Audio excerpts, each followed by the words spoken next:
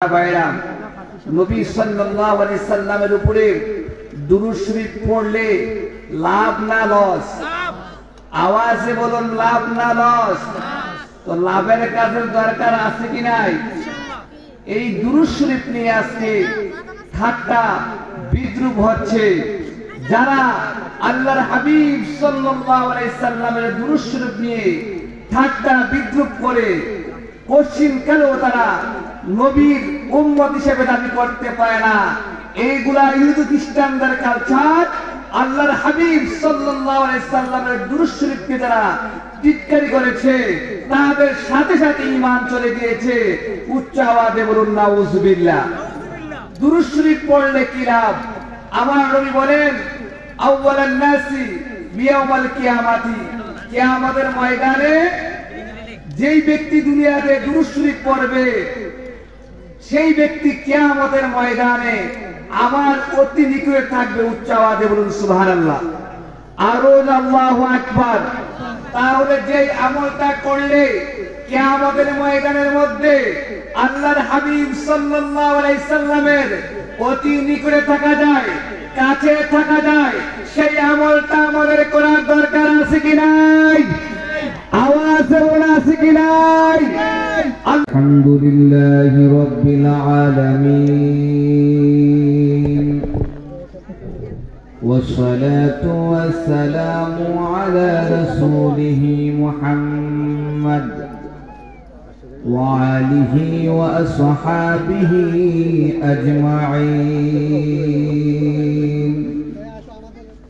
أعوذ بالله من الشيطان الرجيم بسم الله الرحمن الرحيم واذكروا نعمة الله عليكم إذ كنتم أعداء فألف بين قلوبكم فأصبحتم بنعمته إخوانا إن الله وملائكته يصلون على النبي يا أيها الذين آمنوا صلوا عليه وسلموا تسليما اللهم صل على سيدنا مولانا محمد وعلى آل سيدنا مولانا محمد নবীজির পসিনা মুবারক মেশকাতে চমৎকার সাহাবীরা তরফে করতেন তাহা ব্যবহার আল্লাহুম্মা সাল্লি আলা সাইয়্যিদিনা মাওলানা মুহাম্মদ ওয়া আলা আলি সাইয়্যিদিনা মাওলানা মুহাম্মদ বাবারা ভাইরা নবী সাল্লাল্লাহু আলাইহি সাল্লামের উপরে দুরূদ শরীফ পড়লে লাভ না লস আওয়াজে বলুন লাভ না লস তো লাভের কাজের দরকার আছে কি নাই এই দুরূদ শরীফ নিয়ে আজকে ঠাট্টা বিদ্রুপ হচ্ছে যারা আল্লাহর হাবিব সাল্লাল্লাহু আলাইহি সাল্লামের দুরূদ শরীফ নিয়ে ঠাট্টা বিদ্রুপ করে কোশ্চিন কেন তারা নবীর উম্মত হিসেবে দাবি করতে পারে না এইগুলা ইহুদি খ্রিস্টানদের কালচার আল্লাহর হাবিব সাল্লাল্লাহু আলাইহি সাল্লামের দুরূদ শরীফকে যারা টিটকারি করেছে তাদের সাথে সাথে ঈমান চলে গিয়েছে উচ্চ আওয়াজে বলুন নাউজুবিল্লাহ दुरूद शरीफ पढ़ले की लाभ আমার নবী বলেন আউয়ালান নাসি বিয়াউমাল কিয়ামাতি, কিয়ামতের ময়দানে যেই ব্যক্তি দুনিয়াতে দুরূদ শরীফ পড়বে সেই ব্যক্তি কিয়ামতের ময়দানে আমার অতি নিকটে থাকবে। উচ্চ আওয়াজে বলুন সুবহানাল্লাহ, আরো আল্লাহু আকবার। তাহলে যেই আমলটা করলে কিয়ামতের ময়দানের মধ্যে আল্লাহর হাবিব সাল্লাল্লাহু আলাইহি সাল্লামের অতি নিকটে থাকা যায়, কাছে থাকা যায়, সেই আমলটা আমাদের করার দরকার আছে কি নাই? আওয়াজে বলা আছে কি নাই? আল্লাহ পাক রব্বুল আলামিন আমাদের প্রত্যেকটা মুহূর্তে দুরূদ শরীফের অবস্থায় কাটুক, আমাদেরকে সকলকে দুরূদ শরীফ আদায় করার তৌফিক এনায়েত করুক। সবাই বলুন আমিন, আরো জোরে বলুন আমিন। আমি আপনাদের সম্মুখে কুরআনুল কারীম ফুরকানুল হামিদ থেকে একটা আয়াতে কারিমা তেলাওয়াত করেছি, এর উপরে কয়েকটা কথাবার্তা বলবো। আল্লাহ পাক রব্বুল আলামিন যদি তৌফিক দেয়। বিসমিল্লাহির রহমানির রহিম। ওয়াযকুরু নি'মাতাল্লাহি আলাইকুম ইয কুনতুম আ'দাআ। আমার আল্লাহ বলেন, হে রাসূল, ওয়াযকুর, হে রাসূল স্মরণ করুন ওই সময়ের কথা। কোন সময়ের কথা? যেই সময়ের মধ্যে মানুষের মধ্যে মায়া ছিল না, মুহাব্বত ছিল না, ভাতৃত্ববোধ ছিল না। মায়া, মুহাব্বত, ভাতৃত্ববোধ বলতে কিছুই ছিল না। একে অপরের শত্রু ছিল। আমাদের বলুন কি ছিল? শত্রু ছিল। অন্য মানুষ না, নিজের বাবা পর্যন্ত আপন মেয়ের শত্রু ছিল। উচ্চ আওয়াজে বলুন নাউযুবিল্লাহ। দাহিয়াতুল কালবি তিনি একজন বাণিজ্যক ছিলেন। তিনি বাণিজ্য করার জন্য চলে যাবেন। এমন সময় তার বিবিকে ডাক দিয়ে বললেন, ও পানের বিবি, তুমি তো গর্ভবতী, তোমার গর্ভের মধ্যে আমার সন্তান। ও পানের বিবি, তোমার গর্ভ থেকে যদি ছেলে সন্তান হয় তাহলে তাকে সুন্দর করে লালন পালন করবে। যদি কন্যা সন্তান হয় তাকে জীবন্ত মাটির নিচে দাফন করে দিবে। উচ্চ আওয়াজে বলুন নাউযুবিল্লাহ। এই কথা বলে দাহিয়াতুল কালবি তিনি বাণিজ্য করার জন্য চলে গেলেন। এই দিক দিয়ে দাহিয়াতুল কালবির স্ত্রীর গর্ভের মধ্যে সন্তান বড় হবে লাগলো।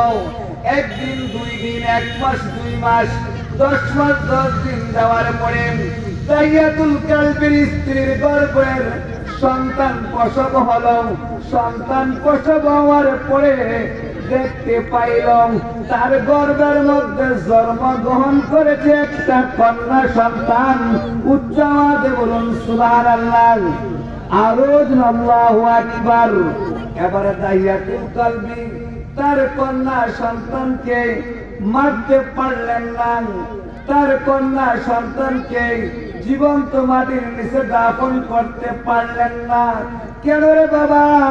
মার অন্তরের মধ্যে সন্তানের প্রতি মায়া মুহাব্বত কম না বেশি? আওয়াজে বলুন কম না বেশি? বেশি মায়া থাকার কারণে, মুহাব্বত থাকার কারণে সেই সন্তানটাকে লালন পালন করতে লাগলেন। একদিন ওই জামিলা বড় হয়ে গেল। বাবা বাণিজ্য শেষ করে বাড়ির মধ্যে আসলেন। আসার পরে দেখতে পাইলেন তার ঘরের মধ্যে একটা কন্যা সন্তান। কেননা বাবার অন্তরের মধ্যে মেয়ের প্রতি মায়া নাই, মুহাব্বত নাই, ভালোবাসা নাই। বাবা মনে মনে রাগান্বিত হয়ে গেলেন। বিবিকে ডাক দিয়ে বলল, ও পানের বিবি, এই সন্তানটাকে।